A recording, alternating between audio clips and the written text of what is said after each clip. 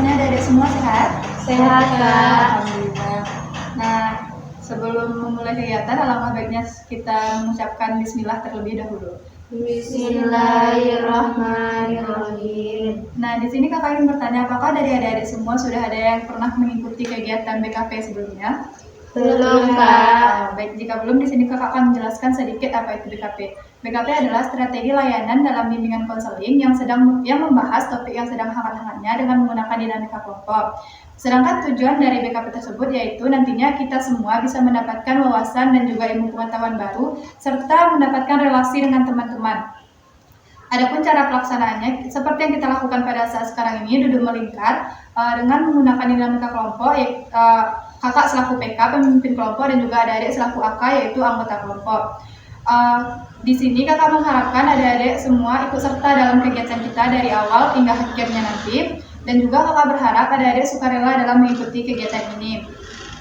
Kakak juga berharap nantinya jika adik-adik ingin menyampaikan pendapatnya, mengangkat tangan terlebih dahulu, ditunjuk lalu bisa menyampaikan pendapatnya. Dan juga di sini kakak menekankan agar nantinya jika dalam pembahasan kita ada yang dirasa privasi atau rahasia, kakak berharap adik-adik bisa menyimpannya dan tidak menyebarluaskannya kepada orang lain. Namun jika nantinya pembahasan kita dianggap bisa membantu orang lain, kakak memperbolehkan adik-adik untuk menceritakannya kepada orang lain. Sampai sini apakah adik-adik mengerti? Mengerti, Kak. Alhamdulillah, jika adik-adik mengerti. Di sini karena kita belum saling mengenal, kakak ingin kita menyebutkan nama terlebih dahulu, dimulai dari kakak. Nama kakak Selvi Ayuni, bisa dilanjutkan. Saya sama Putri Mangga. Saya Nisa Tanah. Saya Tiara Setia. Baik, terima kasih kepada adik-adik yang telah memperkenalkan dirinya. Agar kita lebih mengenal lagi, kakak ada satu permainan yaitu rangkai nama. Kakak akan menyebutkan nama kakak Selvi Ayuni dan juga buah kesukaan kakak anggur. Nanti bisa adik di sebelah kakak melanjutkan dengan menyebutkan nama dan buah kesukaan kakak terlebih dahulu, baru menyebutkan nama dan buah kesukaan adik. Apakah adik paham? Dimulai dari kakak atau dari adik terlebih dahulu? Dari kakak. Baik, nama kakak Selvia, buah kesukaan kakak anggur. Bisa dilanjutkan. Nama kakak Selvia, buah kesukaan kakak anggur. Saya sama buah kesukaan semangka. Kak Selvia anggur, sama semangka, Hani apel. Kak Selvi anggur, sama semangka, Hani apel, Tiara mangga. Baik, kakak akan mengulanginya lagi. Salma semangka, Hani apel, Tiara Mangga. mangga. Oke. Nah, karena kita sudah saling mengenal nih, apakah adik-adik sudah mengerti apa itu BKP yang kakak jelaskan tadi? Sudah.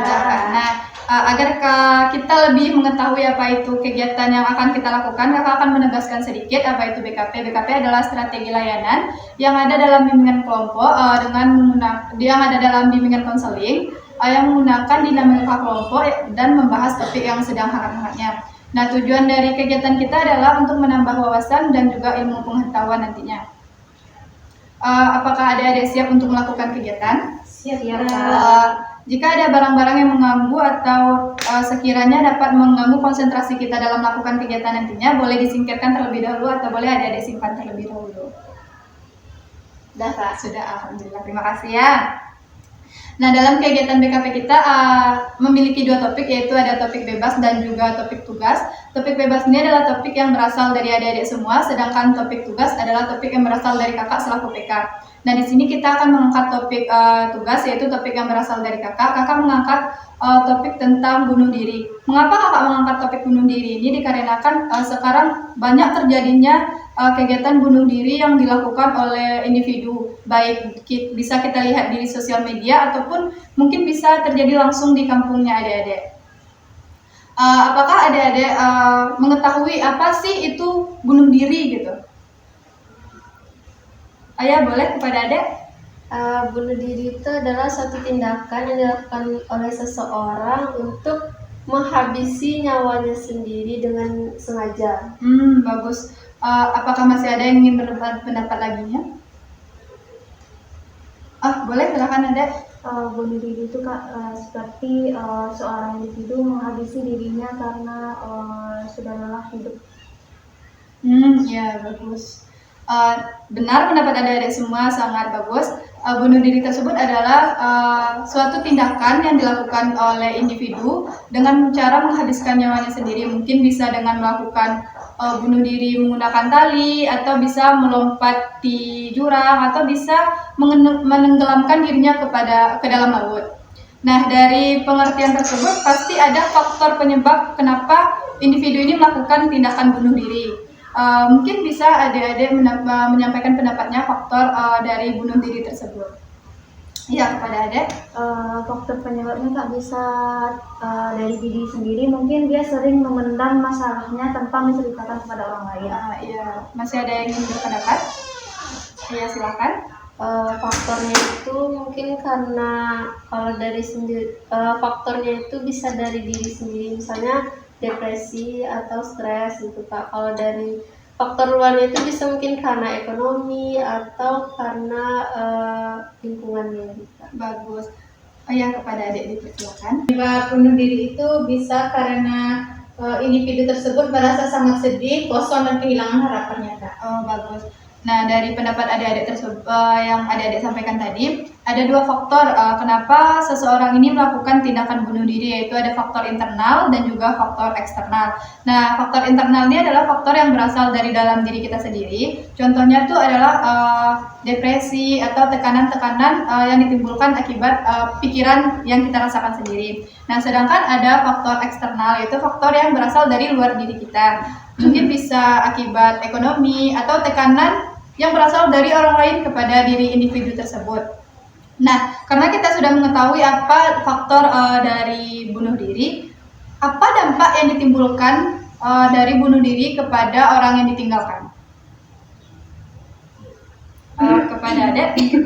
Dampak dari bunuh diri itu mungkin yang dirasakan yang pertama kali itu oleh keluarganya sendiri Kak. Mungkin keluarganya itu bisa merasa sedih karena kehilangan orang tersebut. Iya. Ada lagi yang ingin berpendapat? Mungkin pendapat adik tadi benar. Dampak yang ditimbulkan dari bunuh diri tersebut kepada orang lain, bukan kepada dirinya karena dia sudah meninggal kan. Dampaknya itu keluarganya merasa individu ini tidak merasa bersalah kepada individu ini karena tidak menerima curhatan-curhatan atau tidak menerima masalah-masalah dari individu tersebut. Nah, cara mengatasi atau cara menanggulangi agar kita tidak melakukan tindakan bunuh diri ini apa sih? Kepada adik dipersilakan. Cara mengatasinya Kak, kita harus lebih terbuka dan mau berbagi cerita kepada orang lain, dan juga kita harus siap untuk mendengarkan cerita orang yang ingin bercerita kepada kita. Bagus. Masih ada? Ya, silakan. Kita bisa meningkatkan kesadaran tentang pentingnya menjaga kesehatan mental, Kak. Ya, masih ada? Sudah. Nah, bagus. Penyampaiannya dari adik-adik tadi benar. Cara menanggulangi dari tindakan bunuh diri tersebut, mungkin bisa kakak tambahkan sedikit. Adik-adik bisa mencari teman atau orang yang dipercaya untuk menceritakan masalah-masalah yang adik alami agar tidak menjadi tekanan pada diri sendiri. Nah, karena kita sudah membahas tentang apa itu bunuh diri, faktor penyebab dari bunuh diri, dampak dari bunuh diri, dan juga cara penanggulangan bunuh diri. Mungkin adik-adik ada yang ingin menyimpulkan dari topik yang sudah kita bahas dari tadi. Silahkan. Jadi bunuh diri itu adalah suatu tindakan yang dilakukan oleh seseorang dengan sengaja menghilangkan nyawanya. Nah, mungkin faktor penyebabnya itu karena merasa depresi atau faktor dari dalam dirinya sendiri seperti stres. Terus cara menanggulanginya itu mungkin dari diri individunya sendiri. Jika ada masalah, kita harus bercerita kepada orang lain, jangan menutup diri. Terus kepada orang-orangnya itu mungkin jika ada nantinya orang yang ingin curhat atau bercerita, kita harus menerima dan terbuka dalam menyampaikannya. Bagus sekali kesimpulan yang adik sampaikan tadi. Nah, Dari kesimpulan yang telah teman kita sampaikan, apa sih komitmen yang akan Ade lakukan terhadap topik yang kita bahas pada hari ini? Mungkin bisa dimulai dari Ade. Komitmen saya Kak, jika ada permasalahan yang saya alami, saya akan berusaha untuk menceritakan permasalahan tersebut kepada orang terdekat saya Kak. Komitmen lagi setelah melakukan kita backup ini kedepannya jangan pernah memandang masalah sendiri dan juga bisa menjadi pendengar yang lebih baik untuk orang lain.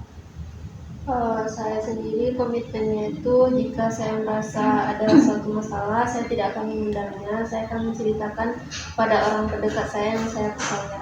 Terima kasih kepada adik-adik yang telah menyampaikan komitmennya. Kakak berharap semoga komitmen yang adik-adik sampaikan tadi bisa terlaksana dalam kehidupan sehari-hari. Nah, karena kita sudah sampai di penghujung kegiatan, kakak ingin bertanya apa kesan dan pesan adik-adik selama mengikuti kegiatan kita pada hari ini. Mungkin bisa dari adik terlebih dahulu. Kesannya itu topik yang kakak angkat sangat menarik dan menyenangkan.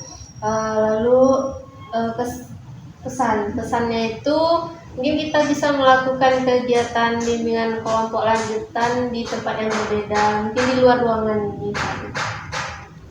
Kesan dalam kegiatan ini Kak, kesannya sangat menyenangkan, juga mendapat wawasan dan ilmu pengetahuan, dan pesannya itu semoga kakak ada lanjutan kegiatan di KP lanjutannya. Kesannya BKP kali ini menyenangkan Kak. Pesannya semoga ada BKP lanjutan minggu depan. Terima kasih telah menyampaikan pesan dan juga kesannya. Tadi kakak mendengar ada yang ingin melakukan kegiatan kita lagi. Kapan kita akan melakukannya? Minggu depan di hari yang sama, di jam yang sama, dengan topik yang berbeda. Jadi kita akan melakukan kegiatan lanjutan di minggu depan, di hari yang sama, di tempat yang sama dengan topik yang berbeda tentunya.